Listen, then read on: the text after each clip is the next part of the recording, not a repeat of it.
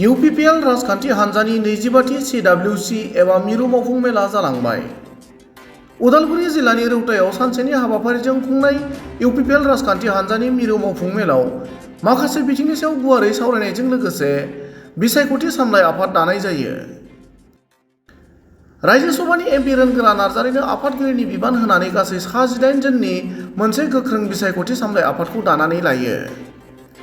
गुबुन फारसेथिं 25थि मिरु मावफुं मेलजों लोगोसे बिसायख'थि सामलाय आफाद दानायनि सोमोन्दै BTCनि गाहाय मावफुं सोद्रोमा प्रमद बर'आ खौरां मेलनि गेजेरजों ओरैबादि फोरमायो। दिनै जोंनि UPPL हान्जानि 25थि CWC मिटिंआ रौतायाव जादों आरो बे CWC मिटिंआव गोबां खोथा सावरायनाय जादों। फैबाय थानाय समाव UPPL हान्जाया जोंनि दोलोनि खामानिखौ बोरै मावलांगोन। बिनि गेजेराव फैबाय थानाय 2025 मायथाइयाव जि 5थि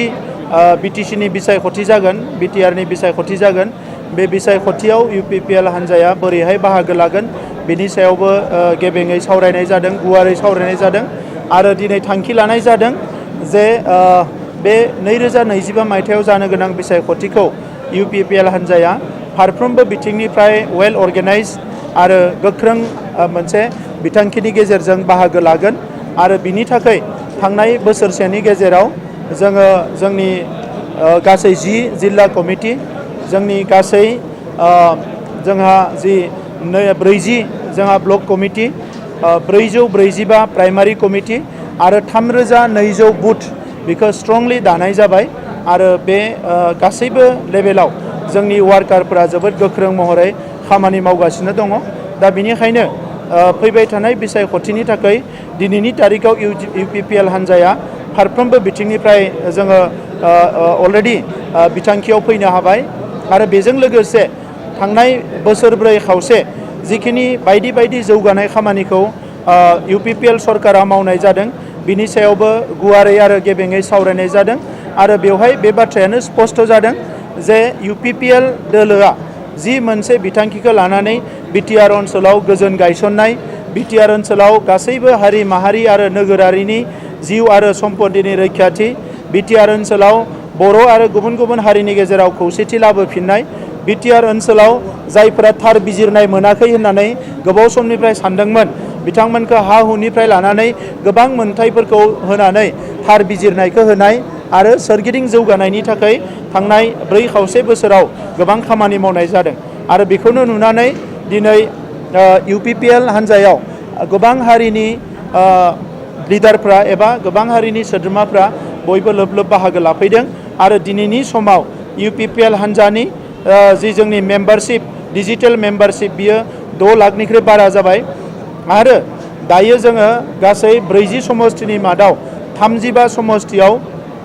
जोंनि जि मेम्बारशिप बियो 10,000निख्रुइ बांसिन जाबाय। दा बेफोरखौ नोजोर होनानै जों नुदों जे UPPL हान्जानि खामानि मावनायखौ गासैबो आइ आफा रायजो राजाया एक्सेप्ट खालामदों, बर'आनो जा गुबुनानो जा आरो लोगोसे UPPL हान्जानि जि साननाय हनाय, UPPL हान्जानि गुबुन बिथांखिफोरखौबो बयबो एक्सेप्ट खालामदों। आं UPPL हान्जानि मिरुनि आफादगिरि महरै आरो BTRनि चिफ महरै बड'लेण्ड ओनसोलनि बर' माहारिनि गासैबो सानसुमै माहारि आफाद रायजो राजा गासैखौबो आङो साबायखर बावदों आरो फैबाय थानाय समाव जोङो मोनसे गोख्रों बड'लेण्ड सोरजिनो थाखाय जेबो गेना गोरोन्थि गैयै गोग्गो मोनसे समाज दानो थाखाय आरो सोरगिदिं जौगानायखौ भारत हादरनि गुबुन ओनसोलाव जेरैबायदि जादों, आसामनि गुबुन ओनसोलाव जेरैबायदि जौगादों, समान जौगालांनो थाखाय खामानि मावनायाव UPPL हान्जाखौ फारफ्रोमनिफ्राय मदद होगोन जों बिनि थाखाय मिजिंथिदों आरो रायजो राजाफोरखौ जोङो खावलायदों। आं बुंखांबाय जे बिसायख'थिनि सायावनो जों अलरेडि कमिटि दाबाय। जोंहा सेन्ट्रेल इलेक्सन कमिटि मानगोनां रोनगोरा नार्जारि जोंनि वार्किं प्रेसिडेन्ट आरो रायजो सभानि MP बिथांनि चेयारमेनशिपआव दानाय जाबाय आरो एलायन्स आरो आन्डारस्टेन्डिं बिभिन्न बाथ्राफोरखौ रायज्लायनो थाखाय जोङो मिरु आफादनि आफादगिरिखौ CWCआ बिबान होदों आरो लोगोसे जोंनि UG ब्रह्म बिथांखौ लानानै जोङो सिनियर मोस्ट टिमखौ लानानै मोनसे कमिटि दानाय जागोन जायनिखि जोंनि NDA एलायन्स आरो गुबुन हान्जाजों बियो सावरायगोन जाहाथे फैबाय थानाय BTC इलेक्सनाव जोङो गोजोनै खौसेयै आरो मोजां थासारियाव इलेक्सनखौ गेलेनो हायो। आसामनि रायजो सभानि बिसायख'थिनि थाखाय जोंनि हान्जाया अलरेडि दिनै थांखिखौ फोसावबाय जे एनडिएनि जि मोननै जि हान्जा एजिपि आरो बिजेपिनि मोनसे सिट बिथांमोना कन्टेस्ट खालामगोन आरो जों जिहेतु एनडिएनि पार्टनार बे हिसाबै एनडिए एलायन्स हिसाबै जोंनि एनडिएनि एलायन्सनि धोरोमखौ लानानै बिजाथि सानै बिजाथि एजिपिनि सासे आरो बिजेपिनि सासे बे सानै बिजाथिनो जोंनि एमएलए बिथांमोना भट होगोन आरो बे खामानिखौ मावफुंनो थाखाय लरेन्स इस्लारि जोंनि फ्ल'र लिडार एसेम्ब्लिनि लिडार बिथांनि दैदेननायाव टीम बानायनाय जादों।